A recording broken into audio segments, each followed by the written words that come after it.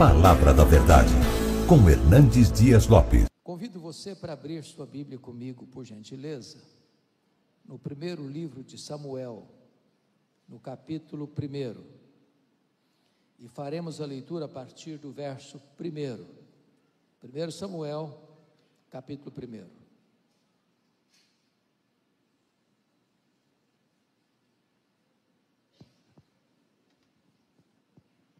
Peço a você que após a leitura bíblica, não feche sua Bíblia, por gentileza. Preciso que você acompanhe comigo a exposição.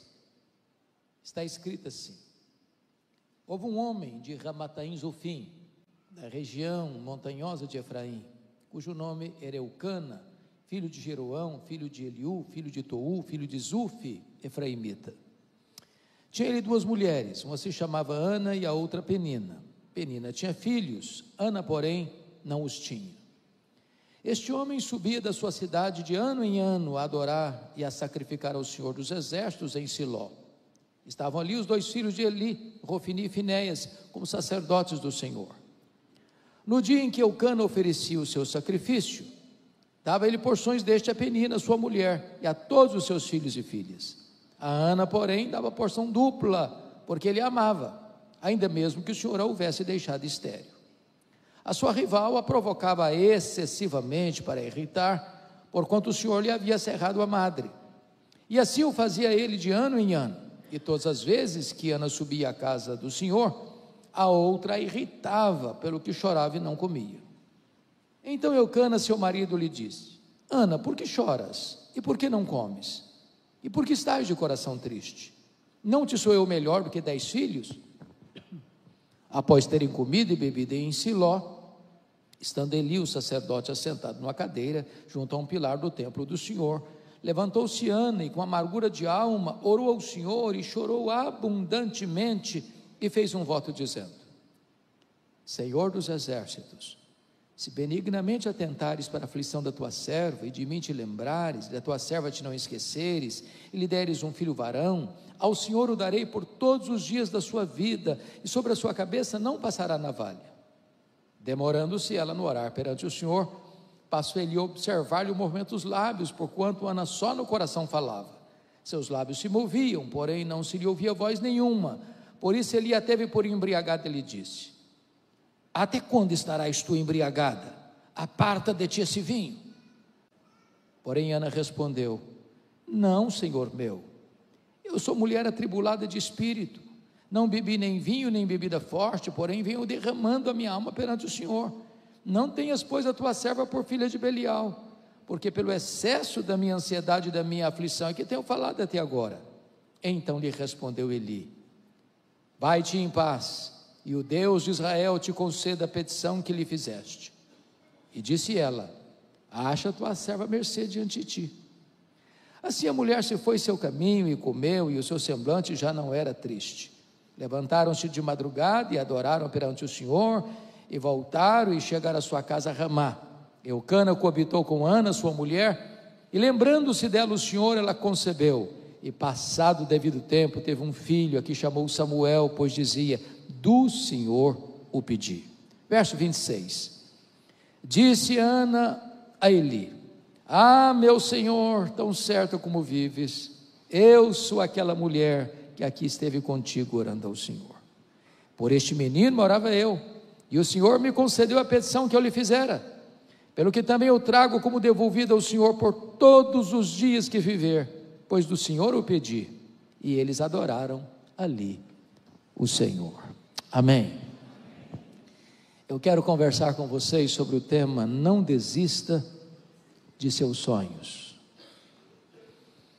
Era o ano de 1952 na Nova Zelândia, quando um importante esportista daquele país nutriu um sonho inédito, audacioso, o sonho de escalar a montanha mais alta do planeta, o sonho de chegar no topo do Pico Everest com mais de 8.800 metros de altitude. Edmund Hillary preparou-se para aquela grande empreitada da sua vida, mas quando partiu para realizar o seu sonho, ele fracassou. Ele não conseguiu chegar no topo do Everest. Meses depois, ele foi convidado para dar uma palestra em Londres, e quando chegou e entrou no auditório, percebeu que propositadamente as pessoas haviam colocado uma grande gravura do Monte Everest na parede.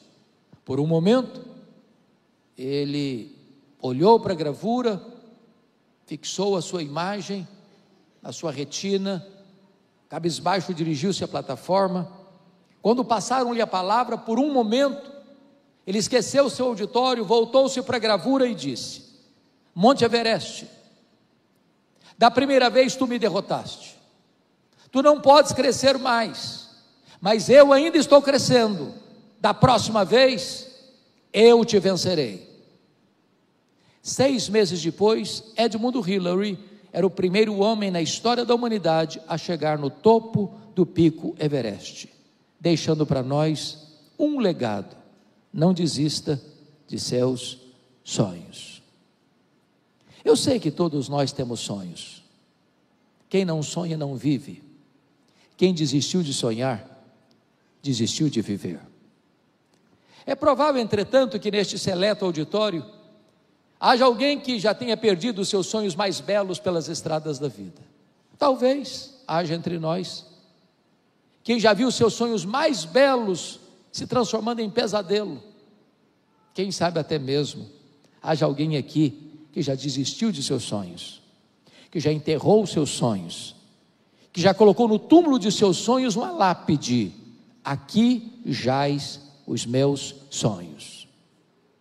Pois eu quero encorajar você que veio aqui nesta noite, você que está nos acompanhando virtualmente, a trazer esses sonhos e a colocá-los de novo na presença de Deus, porque o Deus que estamos adorando nesta noite é o Deus dos impossíveis, é o Deus que opera milagres, é o Deus que está no trono, é o Deus cuja mão não está encolhida, é o Deus que pode tudo quanto Ele quer. Esse texto nos fala de uma mulher que tinha um sonho legítimo, um sonho bonito, um sonho de ser mãe, mas ela é estéril, seu ventre é um deserto, ela não consegue conceber. E eu fico imaginando, pastor Rafael, que se Ana vivesse entre nós, ela enfrentaria algumas abordagens. Eu acho que a primeira seria essa: Ana, você é uma mulher tão crente, você ora tanto, você vai tanto à casa de Deus, você está aí com um problema de saúde, você tem que examinar melhor a sua árvore genealógica, porque é bem provável que haja alguma maldição hereditária incrustada aí na sua família, e enquanto essa maldição não for quebrada, você não vai ser curada. Só que o problema de Ana não era maldição hereditária. Se Ana vivesse hoje, talvez alguém dissesse para ela, como os amigos de Jó: ô Ana, ninguém sofre sem causa. Para você estar com um problema, você deve ter feito alguma coisa errada na sua vida. Enquanto você não confessar esse pecado, você não vai ser curada. Só que o problema de Ana não era pecado escondido. Se Ana vivesse hoje, talvez alguém mais audacioso chegaria para ela para dizer o seguinte: ô Ana, deve ter algum demônio da esterilidade escondido aí na sua vida. O que você precisa é ir num culto de libertação. Só que o problema de Ana não era demônio. Dá uma olhadinha comigo no texto, versículo 5. Está escrito aí que o próprio Deus a deixou estéril. Dá uma olhadinha no versículo 6. Diz que o próprio Deus cerrou a sua madre, de tal maneira que a doença de Ana não tem a ver com maldição, não tem a ver com pecado escondido, não tem a ver com demônio. A doença de Ana tem a ver com Deus. Isso pode dar um nó na nossa cabeça. Como assim? Se Deus é bom, e Deus é, se Deus tem o melhor para nós, e Ele tem, como é que Deus pode adiar os nossos sonhos, e os nossos sonhos mais legítimos? Pois é sobre isso que eu quero conversar com vocês. Primeiro, Deus adia os nossos sonhos para nos ensinar a verdade de que o Deus das bênçãos é melhor do que as bênçãos de Deus. A maior necessidade nossa não é da bênção, é do abençoador. Não é de dádivas, é do doador. Não é de coisas, é de Deus. Você poderia ter todas as bênçãos de Deus: saúde, família, amigos, trabalho, prosperidade, reconhecimento. Mas se você não tem Deus, tudo isso não preenche o vazio do seu coração. Deus às vezes adia os nossos sonhos, para nós o colocarmos no topo da nossa agenda, no primeiro lugar do nosso coração. Porque o sonho de Ana foi adiado, ela começa a buscar a Deus como nunca buscara antes. Ana precisava entender que a maior necessidade dela não era de um filho, era da comunhão com o próprio Deus. Nós estamos vivendo uma geração que está correndo atrás da bênção, mas não quer o abençoador. Nós estamos vivendo uma geração cuja ideia é que a nossa vontade tem que ser feita no céu, e não que a vontade de Deus tem que ser feita na terra. Nós estamos vivendo uma geração que desloca o teocentrismo para o antropocentrismo, mas esse não é o cristianismo bíblico. Precisamos colocar Deus em primeiro lugar no nosso coração, na nossa vida, na nossa agenda, nos nossos sonhos. Segundo lugar, sabe por que Deus adia os nossos sonhos? Deus adia os nossos sonhos para nos ensinar que tudo que temos veio de Deus, é de Deus e deve ser devolvido para Deus. Ana disse para ele: por este menino orava eu, pelo que o trago como devolvido ao Senhor por todos os dias da sua vida. Se Ana não tivesse entendido isso, Samuel teria sido um ídolo na sua vida. A vida dela teria gravitado ao redor de Samuel. Irmãos amados, muitas vezes nós pedimos para Deus uma bênção e Deus é abençoador. E depois que recebemos a bênção, substituímos Deus pela bênção de Deus, substituímos o Criador pela criatura. Exemplificando, às vezes nós pedimos para Deus prosperidade, e Deus dá prosperidade. A bênção de Deus enriquece, com ela não tem desgosto. Riquezas e glórias vêm de ti. É Deus quem fortalece as nossas mãos para adquirirmos riquezas. E a pessoa começa a prosperar, e começa a prosperar. Cada ano acrescenta mais um item no seu imposto de renda, mais um apartamento, mais um carro, mais uma casa, mais um sítio, mais isso, mais aquilo, e a pessoa começa a ficar tão ocupada cuidando das bênçãos de Deus, que não tem mais tempo para Deus. Não pode ir numa reunião de oração, não pode ir numa vigília de oração, não pode frequentar um culto do meio de semana, porque está muito ocupado cuidando das bênçãos de Deus, não tem mais tempo para Deus. Substituiu o Criador pela criatura. É preciso entender que tudo que você tem é de Deus. A vida que você tem é dádiva de Deus. A saúde que você tem é dádiva de Deus. O dinheiro que você ganha é dádiva de Deus. A casa que você mora é dádiva de Deus. O carro que você anda é presente de Deus. A família que você tem é presente de Deus. Então consagre no altar de Deus o melhor daquilo que Deus tem dado para você. Terceiro lugar, sabe por que Deus adia os nossos sonhos? Deus adia os nossos sonhos para nos ensinar que os planos dele são maiores do que os nossos melhores sonhos. Qual era o sonho de Ana? Ser mãe, apenas isso. Qual era o projeto de Deus na vida de Ana? Que ela fosse mãe do maior profeta, do maior sacerdote, do maior juiz de Israel, do homem que deveria de trazer de volta a nação apóstata para a presença de Deus. Às vezes nós pedimos algo para Deus e Deus indefere o nosso pedido. E Deus diz assim para nós: meu filho, sabe por que eu não vou atender você? Você está pedindo pouco demais. Eu tenho coisa maior, eu tenho coisa melhor para você. Eu fico imaginando José. Ele estava lá no Egito, ele estava preso, ele era inocente, e ele pede ao copeiro do faraó para lembrar-se dele. O copeiro do faraó se esquece dele. Ele fica mais 2 anos mofando na cadeia, na prisão. E você pergunta: mas onde está Deus que deixa um filho seu inocente numa prisão imunda? Por que Deus não tirou José da prisão quando ele queria sair da prisão? Se ele tivesse saído da prisão quando ele queria sair, o máximo que ele teria sido era um bom lavador de copos no palácio de Faraó. Naqueles 2 anos Deus estava construindo a rampa do palácio para ele sair da cadeia e ser governador do Egito. Quando Deus parece demorar, Não é porque Ele está longe, não é porque Ele está distante, não é porque Ele está indiferente, é porque Ele está preparando algo maior e melhor para a nossa vida, porque não há Deus como o nosso que Ele trabalha para aqueles que nele esperam. Notem vocês que Jesus nos ensinou a orar. Ao ensinar-nos a orar, Jesus nos ensinou assim: pedi e dar-se-vos-á, buscai e achareis, batei e abrir-se-vos-á, porque todo o que pede, recebe, todo o que busca, encontra, todo o que bate, abrir-se-lhe-á. Isso foi o que Ele ensinou. Às vezes nós entendemos o contrário, às vezes entendemos assim: todo o que pede, recebe o que pede. Não, isso não está na Bíblia, isso Jesus nunca ensinou. Ai de nós se tivesse na Bíblia assim. A Bíblia diz que nós não sabemos orar como convém. Às vezes nós pedimos para Deus uma pedra, pensando que estamos pedindo um pão. Às vezes pedimos para Deus uma cobra, pensando que estamos pedindo um peixe.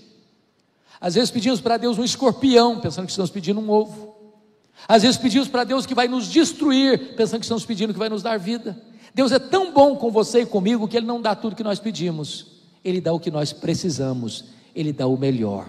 Então entenda uma coisa: os pensamentos de Deus são maiores do que os seus pensamentos, os projetos de Deus são melhores do que os seus melhores sonhos. Então entenda isso: Deus tem o melhor para você. Os planos dele são maiores e melhores do que os seus mais lindos sonhos. Mas em quarto lugar, sabe por que Deus adia os nossos sonhos? Deus adia os nossos sonhos porque Ele é Deus, livre e soberano, que faz todas as coisas conforme o conselho da sua vontade. Veja comigo, por favor, capítulo 2, versos 6 a 8, no cântico de Ana, o que ela vai declarar. Ela diz assim: o Senhor é o que tira a vida e a dá, faz descer a sepultura e faz subir. O Senhor empobrece e enriquece, o Senhor abaixa e também exalta. O Senhor levanta o pobre do pó, e desde o monturo exalta o necessitado, para o fazer assentar-se entre príncipes. Nas minhas andanças por esse Brasil afora, às vezes eu vejo algumas pessoas, em nome de uma fé robusta, beirando a blasfêmia, quando chegam para Deus petulantemente dizendo assim: Deus, eu exijo, eu proíbo, eu ordeno, eu decreto, e ai de Deus se não atender. Até parece que essas pessoas estão assentadas num alto e sublime trono, e Deus no escabelo de seus pés. Que tolice, que tolice. Deus está no trono, Ele é Deus, Ele não precisa pedir licença nem para você, nem para mim para agir. Ele age quando quer, como quer, com quem quer, porque Ele é livre e soberano. Ele faz todas as coisas conforme o conselho da sua vontade. Agora, quando Deus age, ninguém pode impedir a mão de Deus de agir. Porque algumas pessoas, do alto da sua sapiência teológica, arrotando uma fanfarronice doutrinária, dizendo o seguinte: olha, Deus fez lá no passado, hoje Ele não faz mais. Os sinais foram operados naquela ocasião, agora não tem mais. Só que a Bíblia diz que o nosso Deus, o nosso Senhor, é o mesmo ontem, é o mesmo hoje, para sempre o mesmo. Ele não se aposentou, Ele não está numa cadeira de balanço, Ele não está senil, Ele está no trono, e Ele faz todas as coisas conforme o conselho da sua vontade. Ele quem dá vida, Ele quem tira a vida, Ele quem abaixa, Ele quem exalta, Ele quem põe no trono, Ele quem tira do trono, é Ele quem faz todas as coisas conforme o conselho da sua vontade. Agora eu acho que Ana, como uma mulher instruída que era, porque era uma mulher crente, eu penso, pastor, que ela deve ter buscado todos os recursos da medicina do seu tempo, porque não é pecado você buscar os recursos da ciência para tratar da sua saúde.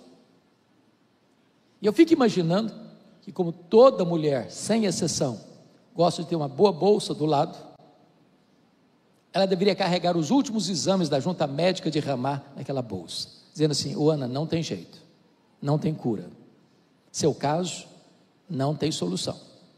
Mas Ana entendia outra coisa: se Deus quiser, tem jeito. Para Deus não é impossível. É por isso que essa mulher ora. É por isso que essa mulher chora, é por isso que essa mulher busca Deus, é por isso que ela insiste com Deus, porque ela entende uma coisa: se Deus quiser, tem jeito. Aquela causa perdida, aquele problema insolúvel, aquela situação que não há saída humana, se Deus quiser, tem jeito. Não desista, não recue, não jogue a toalha. Deus pode fazer o que o homem não pode fazer. Me permita ilustrar. Eu estava fazendo uma visita lá em Vitória, certa feita, no hospital militar. Quando eu entro no hospital, eu vejo 3 pessoas na porta. E quando eu cheguei mais perto, percebi que eram pessoas da minha cidade, interior do Espírito Santo, Nova Venécia. Dentre essas pessoas tinha uma moça, num estado muito grave de saúde, com um câncer já num estado bem avançado. E o médico disse para ela que ela deveria buscar recursos mais apropriados. Ela precisava de um CTI, e lá não tinha CTI onde ela morava. Quando ela chega, não tem vaga no CTI. Eu fui conversar com o diretor do hospital, ele me disse: olha, eu não posso tirar um paciente para botar outro, hoje não tem jeito. Confesso que eu voltei frustrado para a porta do hospital, e disse: olha, não tem jeito, não tem vaga. Pastor Rafael, eu nunca fiz outra vez, e não me lembro de ter feito antes nenhuma vez também, mas naquele dia eu fui impulsionado a fazê-lo. Eu disse para aquela moça assim: filha, aqui não tem jeito para você, mas nós podemos fazer algo melhor do que isso. Nós podemos pedir para Deus curar você. E ali na porta do hospital eu impus as mãos sobre ela. Disse: meu Deus, o Senhor tem poder para curar essa moça. Aqui não tem vaga para ela, mas o Senhor pode fazer mais do que dar uma vaga para ela, curá-la. Terminei de orar, chega um rapaz e diz: eu conheço essa menina, ela tem um primo que é médico lá em São Mateus, e lá tem CTI, vamos ligar para lá. Ligamos, o médico atendeu: pode trazer a minha prima para cá. Levou todo o pacote de exames, constatou a gravidade do problema, mas colocou numa maca, palpou seu ventre, achou estranho, submeteu-a aos mais rigorosos exames, não encontrou mais nada no seu corpo. Naquele dia ela foi liberada para voltar para sua casa. Isso tem mais de 20 anos. Pregando agora em Nova Venécia, no dia 28 de dezembro, lá estava aquela linda mulher, veio tirar uma foto comigo, e disse: pastor, o senhor está lembrado de mim? E essa pergunta nunca faça a um pastor, por gentileza. Eu disse: não estou, minha filha, eu sou aquela moça por quem o senhor orou, lá há 20 anos na porta do hospital, estou curada. Eu não estou dizendo para você que todas as pessoas pelas quais eu vou orar, pastor Rafael vai orar, ou os demais pastores aqui presentes vão orar, qualquer irmão aqui for orar, que Deus vai fazer. Não estou falando isso. O que eu estou dizendo é que se Deus quiser, tem jeito. Então não desista de seu sonho. Mas esse texto nos mostra um segundo aspecto. Quando uma pessoa tem sonhos, ela tem que ter cuidado, porque existem assassinos de sonhos soltos por aí. E Ana teve que lidar com 3 assassinos de sonhos. A primeira pessoa que quis matar os sonhos de Ana foi a sua rival, a Penina. Eu não sei o que Penina dizia para Ana, mas Penina irritava Ana, sobretudo quando Ana subia para a casa de Deus, a ponto de Ana perder o apetite, começar a chorar, entrar em depressão. Agora, uma coisa eu tenho certeza: Penina não era uma mulher de Deus, porque gente de Deus não vive para infernizar a vida dos outros. Gente de Deus é bálsamo, gente de Deus é aliviador de tensões. Mas à luz do versículo 6, eu creio que a Penina dizia mais ou menos o seguinte para Ana: ô Ana, você é tão crente, você vai tanto à casa de Deus, você ora tanto, você chora tanto, está aí estéril. Eu não oro igual a você, não sou crente igual a você, olha aqui, ó, estou com saúde, cheia de filhos. Se esse negócio de orar funcionasse mesmo, você não estaria nessa. Você conhece gente assim? Cuidado com essa gente, são assassinos de sonhos. Querem implantar no seu coração que se você é crente, você não pode ficar doente, você não pode ter problema financeiro, você não pode ter problema na saúde, você não pode ter problema disso ou daquilo. Jesus nunca prometeu isso para você nem para mim.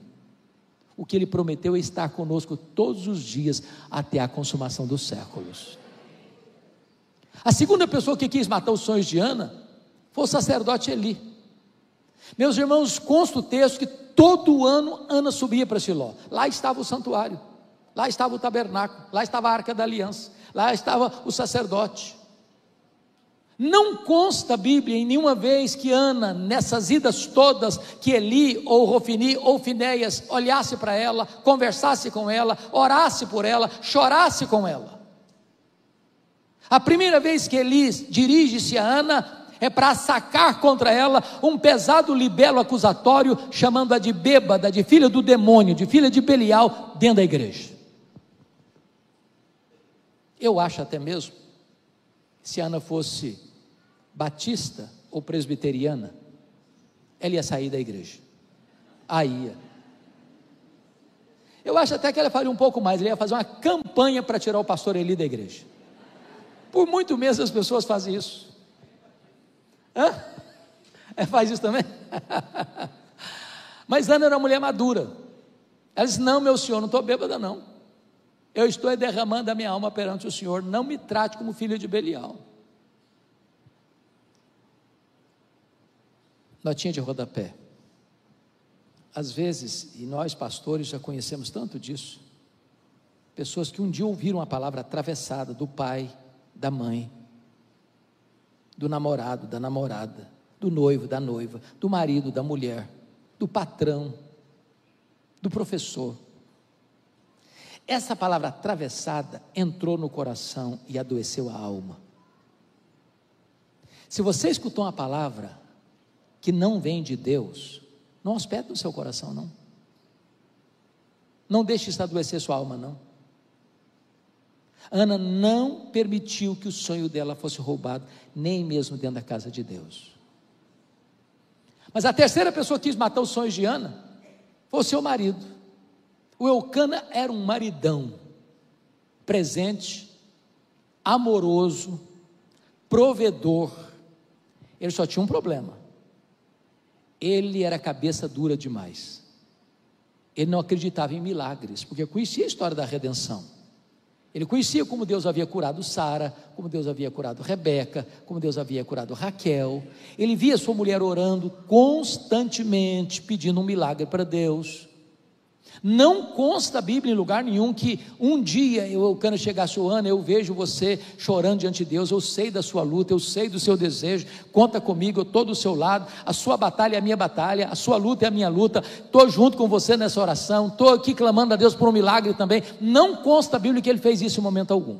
Porém, o verso 8 diz que ele um dia chamou Ana para uma conversa. Eu vou parafrasear a conversa. Eu acho que foi mais ou menos o seguinte: Ana, vem cá, filha, preciso bater um papo com você. Ana, não dá, né? Está virando uma obsessão esse negócio seu aí. Está ficando difícil, você está ficando doente, mulher. Isso é fixação, para com isso.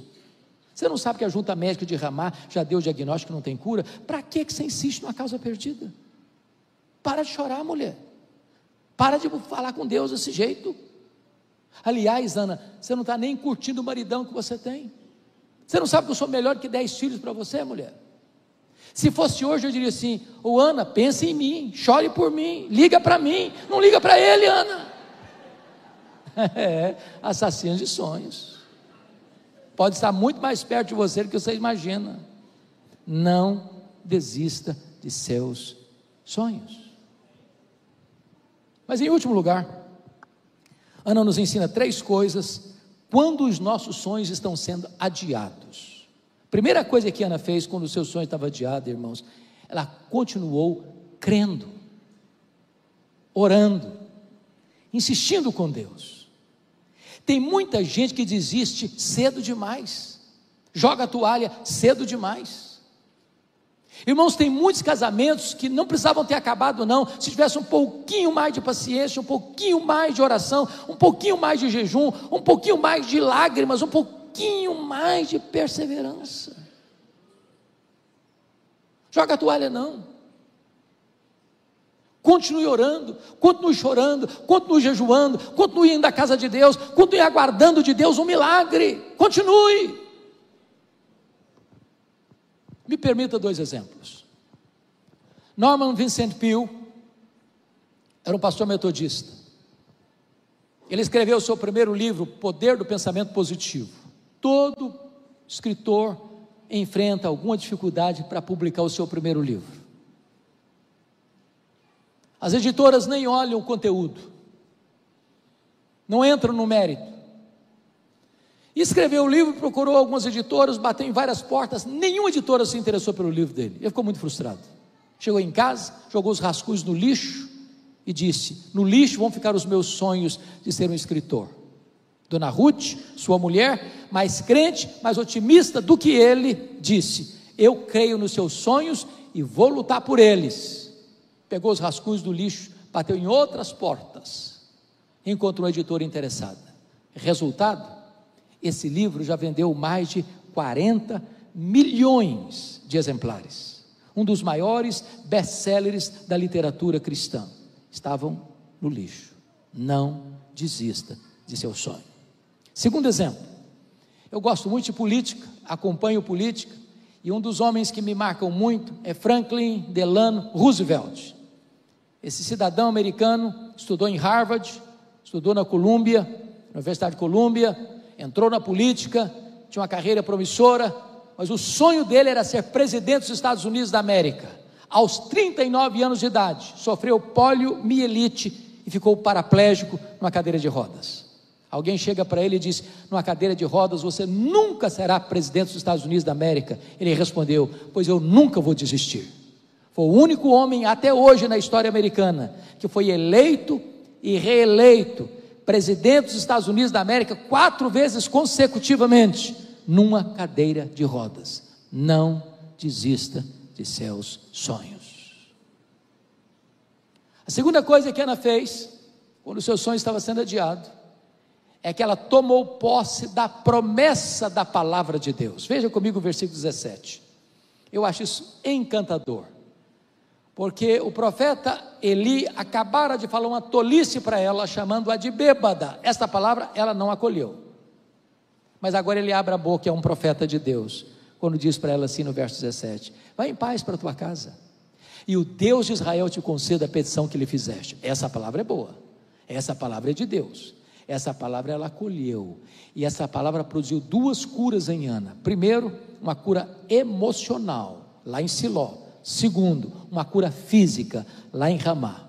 Quando ela sai de Siló, diz o texto que não tem mais tristeza no seu rosto, não tem mais angústia na sua alma, tem brilho na sua face, tem alegria no seu coração, tem fé no seu coração. Deus curou a alma dela em Siló, mas diz o texto que ela desce para Ramá, coabita com seu marido, Deus se lembrou dela, ela concebeu e deu à luz a um filho, a quem pôs o nome de Samuel. Lá em Siló Deus curou sua alma, lá em Ramá Deus curou o seu ventre, lá em Siló ela creu, lá em Ramá o milagre aconteceu.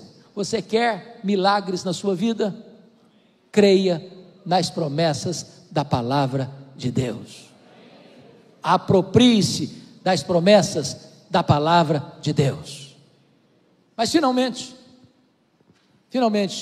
Ana nos ensina que quando os nossos sonhos estão sendo adiados, nós precisamos voltar às trincheiras da luta. Entendamos isso. Nós cremos numa verdade muito bonita, que já foi proclamada aqui hoje: a soberania de Deus. Sabe o que significa isso? Nós não cremos em acaso, nós não cremos em sorte, nós não cremos em azar, nós não cremos em determinismo cego, nós não cremos em olho gordo, nós não cremos em macumba para crente. Nós cremos que a mão de Deus dirige o nosso destino. Nós cremos que nenhum fio de cabelo da nossa cabeça pode ser tocado sem que Deus saiba, sem que Deus permita, sem que Deus tenha um propósito. Então, se você está passando uma luta, se você está passando um vale, está na hora de você voltar a sorrir, voltar a cantar, voltar a crer, voltar a viver, sair dos quartos escuros e começar a proclamar a glória de Deus. Deus está no controle, Deus não perdeu as rédeas da sua vida. Então volte a sorrir, volte a crer, volte a se apropriar das promessas de Deus, volte a viver, volte a viver. Há um autor que eu gosto de ler, embora não seja evangélico, Og Mandino. Não sei se você já leu, pelo menos O Maior Vendedor do Mundo. É um livro que vale a pena ser lido. O que me impressiona em Og Mandino é que aos 35 anos de idade ele estava falido, bêbado, caído numa sarjeta, lá, abandonado pela esposa, pela filha, pensando em suicídio. 10 anos depois, Og Mandino estava no topo da fama mundial, escrevendo livros lidos e traduzidos no mundo inteiro, encorajando as pessoas a viverem com otimismo. Eu fico imaginando, se um cara que não é crente consegue viver com otimismo, e você, e eu, que podemos dizer, este é o dia que o Senhor fez, alegremo-nos e regozijemo-nos nele. Crente tem que ser animado, irmãos, animado. Você tem que começar o seu dia dizendo, pode ser hoje, Senhor, aquela causa, pode ser hoje, Senhor, a vitória, pode ser hoje. Mas ele dá um conselho muito simples e muito prático para você começar o seu dia animado. Ele diz, você quer começar o seu dia animado? Faz o seguinte, você pega o melhor jornal da sua cidade. Eu não sei se aqui no Espírito Santo é a Tribuna ou a Gazeta, faz de conta que são os dois empatados, então abra os dois então. Bem de manhã, antes do café. Pega o jornal. Agora, só um detalhe, você não é tão corajoso a ponto de querer começar o seu dia lendo as páginas políticas. Você vai ficar depressivo, com raiva, e você vai perder a alegria do dia. Então você pula essa página. Claro que você não vai querer começar o seu dia lendo as páginas econômicas, porque a economia do Brasil está com as pernas bambas, então você pula também essa página. Claro, você não vai querer começar o seu dia lendo as páginas policiais, você vai ficar com medo de sair de casa. Bom, gente, você também não vai querer começar o seu dia lendo as páginas esportivas, porque de repente você é Fluminense, não gostou nada de levar 4-0 na final, você está meio depressivo com isso, então pula logo essa página também. Você quer começar o seu dia animado? Faz o seguinte então, abra lá na página do obituário, a lista das pessoas que morreram, começa por aí, lê tudo, nomes grandes, pequenos, lê tudo. Quando você terminar essa leitura, você vai descobrir algo fantástico. Você vai descobrir que seu nome não está nessa lista. Você vai descobrir que as pessoas que estão nessa lista dariam tudo para estar no seu lugar. Você vai descobrir que você está vivo. E se você está vivo, um milagre de Deus pode acontecer na sua vida hoje. Não desista de seus sonhos. Essa mensagem tem um peso especial para mim, porque eu sou fruto de um sonho. Meus pais moravam numa região muito pobre do interior do Espírito Santo, nos idos de 1958. Não tinha estrada, não tinha carro, não tinha recursos médicos. Quando a pessoa ficava doente, ela tinha que ser transportada numa padiola, um lençol amarrado num varal, transportado 40 quilômetros, onde ficava o primeiro recurso médico. A minha mãe estava grávida do seu último filho, no estado adiantado de gravidez, quando caiu gravemente enferma. Meu pai sabia que ela não suportaria uma viagem de 40 quilômetros, numa padiola. Mandou chamar o médico, ele veio, a examinou e disse, essa mulher não vai sobreviver. Ela está muito doente, muito fraca, e a criança que está no ventre dela está em agonia de morte. Só uma chance de salvar essa mulher é tirar a criança, é sacrificar a criança. Se não sacrificar a criança, a mãe morre junto com a criança. A minha mãe, naquele dilema, cristã que já era nesse tempo, respondeu, eu não abro mão desse filho, eu não desisto desse filho, eu estou pronto a morrer com ele, eu estou pronto a morrer por ele, estou pronto a dar minha vida por ele, mas eu não desisto dele. E naquele momento ela fez um voto para Deus, disse, meu Deus, se tu poupares o meu filho, se tu poupares a minha vida, eu dedico este filho para o Senhor, para ele ser um pastor, um pregador do Evangelho. Deus ouviu a oração da minha mãe, e eu nasci.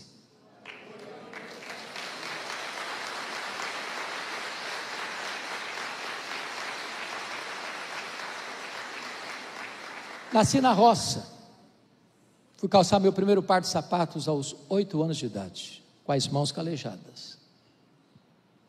Desde criança, desde que me entendo por gente, tenho uma vontade muito grande de aprender. Na minha casa não tinha livros. Aliás, tinha apenas um dicionário velho, rasgado. Com 10 anos eu comecei a decorar o dicionário. Com 8 anos eu entrei na escola. Só tinha escola primária. Nunca ninguém tinha saído ali para fazer além de 4ª série primária. Com 8 anos eu entrei na escola. Com 12 anos tinha concluído os meus estudos. Com 12 anos eu nunca tinha visto uma lâmpada elétrica. Fui criado com lamparina querosene. Com 8 anos eu nunca tinha visto um aparelho de televisão. Com 12 anos, aliás, eu nunca tinha visto uma lâmpada elétrica. Com 12 anos eu nunca tinha visto um aparelho de televisão. Com 12 anos eu nunca tinha entrado numa cidade. Com 12 anos, por providência de Deus, a minha professora que me alfabetizou estava se transferindo para a capital do estado, cidade de Vitória. E ela fez uma pergunta para mim, sabendo do meu sonho de estudar: você tem coragem de vir comigo? Eu respondi para ela: se os meus pais deixarem, eu vou. Com 12 anos, eu subi na carroceria de um caminhão e vim morar em Cubi de Baixo, um dos bairros mais difíceis de Vila Velha, da Grande Vitória, dentro de um mangue, do lado de um prostíbulo. Na época, uma casa de 4 cômodos, com 10 pessoas. Eu nunca esqueço da visão desta mulher. Aliás, pastor Abdala, o último livro que escrevi agora, Os Milagres de Jesus, dediquei à minha professora Zilda Portela Fiame, a quem quero prestar esta homenagem. Ela me levou para sua casa, ela me abrigou durante 1 ano. Mas foram tempos dificílimos, de muita carência. Muitas vezes, eu namorei um pão de sal na vitrine de um botequim, com muita fome. Não tinha dinheiro para comprar um pão de sal para comer. Muitas vezes procurei farinha ou açúcar para comer e não tinha. Mas eu tinha um sonho e eu queria lutar por ele.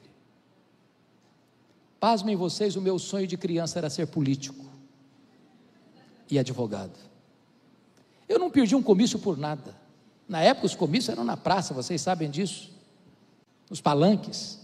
Enquanto o último orador não descia, eu não ia embora. No dia que eu fiz 18 anos, eu tirei meu título e me filiei num partido. Eu tinha um projeto de vida. Um dia, entretanto, conversava com um irmão da igreja, um homem maduro na fé, José Scherrer, e eu contava para ele o meu projeto de vida, o meu sonho pessoal, e disse: no dia que eu for um político de projeção, um advogado reconhecido, no final da minha vida, eu quero entrar num seminário e dedicar o resto dos meus dias na velhice para servir a Deus no ministério. E este homem, com muita ousadia, botou rigorosa e literalmente o dedo no meu nariz e disse: você quer dar as sobras para Deus. Deus quer você agora, na sua juventude, é hoje que Deus te quer. E aquela palavra entrou como uma flecha no meu coração. Eu saí dali 100% seguro de que ali Deus me chamava para o ministério. A minha mãe era uma mulher analfabeta, nunca pisou num banco de escola, nunca entrou numa escola. Ela chorava muitas vezes porque tinha vontade de ler a Bíblia, ouvir a Bíblia, mas não sabia ler. Um dia ela sai de casa, tropeça numa cartilha suja, pegou aquela cartilha e disse: meu Deus, o senhor podia me ensinar a entender isso aqui. E ela aprendeu a ler naquela cartilha, lia fluentemente a sua Bíblia. Sábia que era, nunca me contou esse sonho dela com Deus, esse projeto dela com Deus, essa consagração, porque ela entendia uma coisa: eu não quero sugestionar meu filho, eu quero que Deus faça uma obra no coração dele. Quando eu liguei para ela, depois dessa conversa: mamãe, hoje Deus me chamou para o ministério, estou largando mão de todos os meus sonhos. Ela disse: meu filho, por esta causa eu já orava antes mesmo de você nascer. Ela era muito doente, mas antes de Jesus a chamar para o céu, ela me chamou à sua casa, me disse algo que me impactou profundamente. Ela me disse: meu filho, nesses anos todos, eu nunca deixei sequer uma noite de me levantar de madrugada dobrar os meus joelhos e pedir que Deus levantasse você na nossa geração. Eu nunca deixei de orar pedindo que Deus o revestisse com graça para pregar o Evangelho.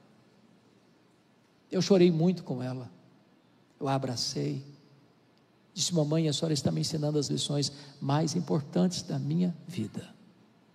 Um filho nunca é pobre se tem uma mãe que ora por ele. E eu disse para minha mãe algo que eu nunca mais pude esquecer. Eu entendi que o mais importante não são os meus projetos, não são os meus sonhos, mas é o projeto de Deus.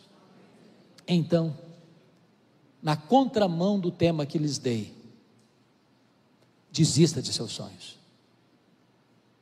Desista de seus sonhos. Mas nunca abra mão do plano de Deus para a sua vida. Nunca abra mão do plano de Deus para a sua vida. Eu quero orar com vocês.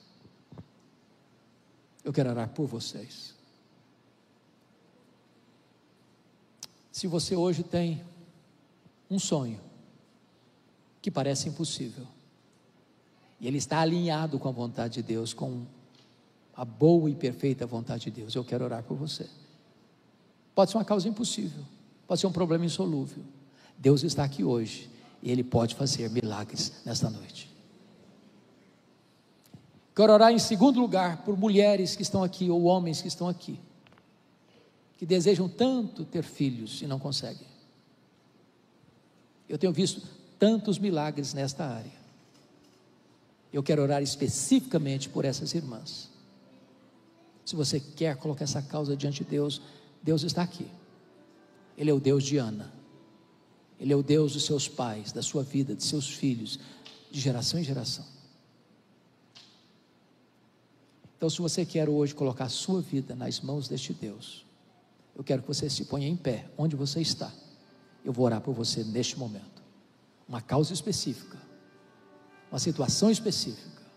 Coloque diante de Deus essa causa agora, em nome de Jesus.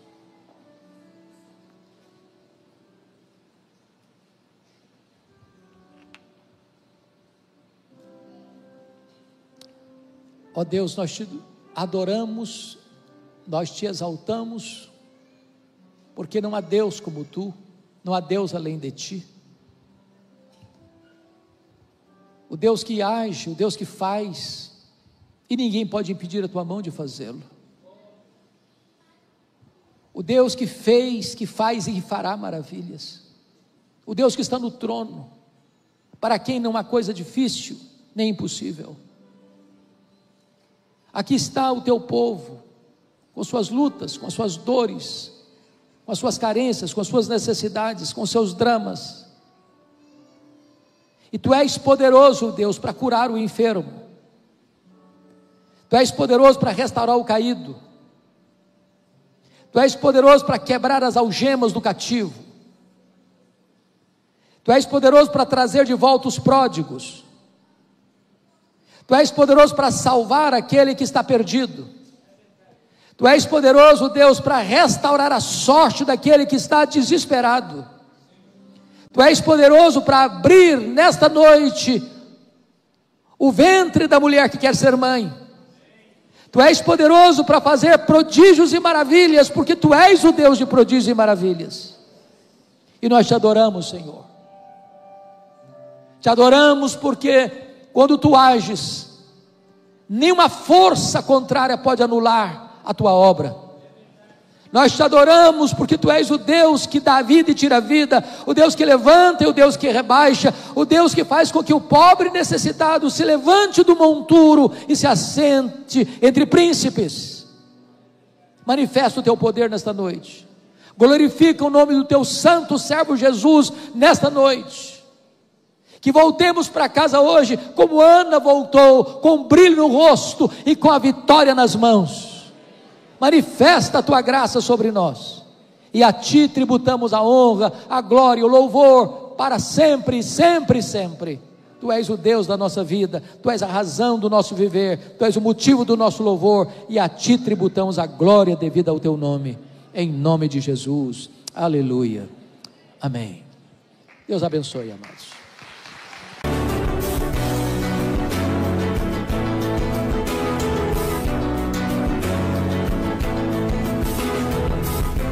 Palavra da Verdade, com Hernandes Dias Lopes.